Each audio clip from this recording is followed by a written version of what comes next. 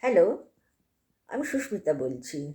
হ্যাঁ, দাদা দিদিরা আমার কথা শুনুন। আমারই বয়সের উপরে আপনাদের কাছে একটা পরামর্শ দিচ্ছি বলতে পারেন।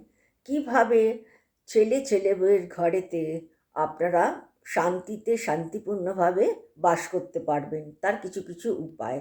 প্রথম উপায় হলো, ছেলে যখন বিয়ে দিয়ে দেবেন এবং তারা যখন সংসার শুরু করে দেবে, নাতি-নাতনি হয়ে যাবে, তখন আপনি কীভাবে তাদের পরিবারে বাস করবেন এবং তার ফলে আপনারাও শান্তিতে থাকতে পারবেন।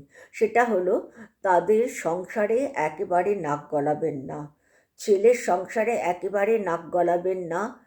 তাদের স্বাধীনতার উপরে একদম হস্তক্ষেপ করবেন না। নাতি-নাতনির ভবিষ্যৎ নিয়ে একেবারে আলোচনা করবেন না বা কথা বলবেন না বা তাদের উপরে কিছু কর্তৃত্ব করতে যাবেন না। হ্যাঁ? শুধুমাত্র তারা আপনার কাছে আদরের বস্তু হিসেবেই থাকবে। তারপরে ছেলের বউ কোনো রকম সাহায্য পেতে চাইলে আপনাদের কাছ থেকে, বা ছেলে যদি কোনো সাহায্য চায়, অবশ্যই তাদেরকে সাহায্য করবেন যদি আপনার ক্ষমতার মধ্যে হয়। হ্যাঁ? ক্ষমতার বাইরে করতে গিয়ে নিজের জীবন শেষ করবেন না। তারপরে অতিরিক্ত ছেলের কাছ থেকে পাওয়ার আশা করবেন না। ছেলের বউয়ের কাছ থেকে আমি এইটা পেতে পারি, সেটা পেতে পারি, এতটা আমার এক্সপেকটেশন, এতটা পাওয়া আমার উচিত, এরকম মানসিকতা রাখবেন না। যা দেবে হাসি মুখে নিয়ে নেবেন।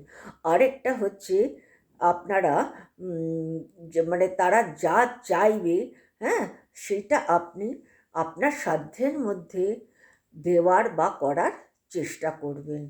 এর বেশিতে এগোবেন না, ফলে আপনাদের সমস্যা আসতে পারে।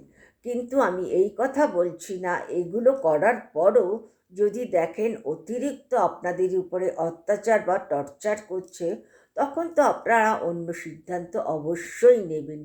কিন্তু এই উপায়গুলো ফলো করলে আমার মনে হয় আপনারা শান্তি রক্ষা করতে পারবেন। যদি একটু ভালো স্ত্রী যদি হয়ে থাকে, অর্থাৎ ছেলের বউ যদি একটু ভালো হয়ে থাকে।